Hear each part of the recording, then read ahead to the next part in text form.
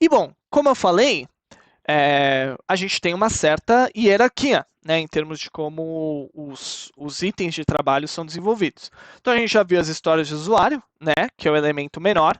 Histórias de usuário são divididas em tarefas técnicas a serem entregues, mas elas são agrupadas em épicos.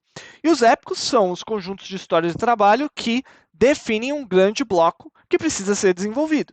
Então, se você olhar para um épico em si, ele tem a cara de uma história de usuário. Ele é uma história de usuário, no final das contas. Só que ela é uma história de usuário tão grande que ela precisa ser dividida em histórias menores. E aí o épico, sim, ele vai acabar sendo desenvolvido ao longo de múltiplas sprints. E é muitas vezes o épico que a gente também prioriza.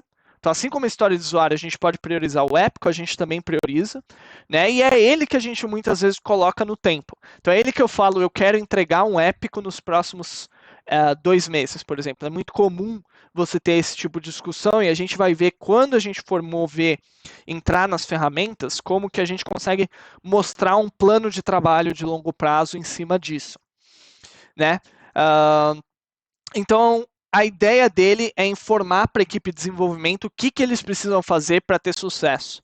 Então, um pouco por isso que ele tem esse nome de épico também, né? Porque ele define claramente algo que a gente sabe que o usuário quer. Né? E os epics, eles vão ser escritos de tal forma, né, que eles consigam ser colocados em relatórios, né? Então, como eu falei, geralmente é o item que a gente coloca no tempo, e por ser geralmente o item que a gente coloca no tempo, é geralmente que os nossos gestores, chefes, stakeholders de projeto vão querer acompanhar. O Epic, ele tem que ter uma história clara, ele é uma história do usuário, e ele tem que ter claramente como que você chega no estado final que você quer chegar.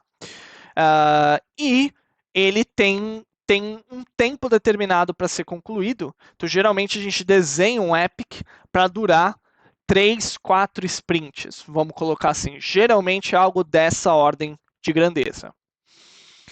E como falei, acima do épico, a gente tem os temas ou iniciativas, que no final são conjuntos de epics que definem um objetivo comum que vai ser colocado num plano de muito mais longo prazo que a gente quer entregar, né? Então, como eu falei, por exemplo, no nosso aplicativo pode ser website, ou então dashboard, qualquer coisa que seja assim, que é algo muito mais geral, que engloba um grande conjunto de épicos, mas faz parte tudo do mesmo grupo.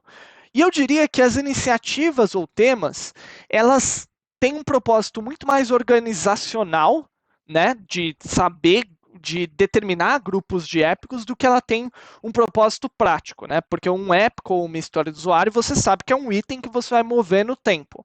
Um tema, uma iniciativa, não. Ele é meio que um agrupamento lógico desses épicos, né? E aí, geralmente, as iniciativas você até pode colocá-las no tempo também, né? E aí elas vão ser medidas não em meses, mas vão ser muitas vezes medidas em semestres, quadrimestres, coisas dessa ordem de grandeza, para serem entregues, né? E o plano de trabalho que você vai montar quando você coloca iniciativas como parte da sua organização, vai sempre olhar para essas iniciativas no horizonte do tempo também. Então, vai olhar para um ano, qual é o tema, qual é a iniciativa que eu preciso entregar para ter sucesso também, tá? Mas eu diria que assim que temas e iniciativas não são artefatos tão comuns. Então muitas empresas não adotam esse tipo de elemento dentro da organização dos seus quadros de Scrum. Minha empresa, por exemplo, não usa. Né? Então, por isso, no nosso projeto a gente também não vai usar, mas é algo que vocês podem encontrar dependendo de onde vocês forem trabalhar.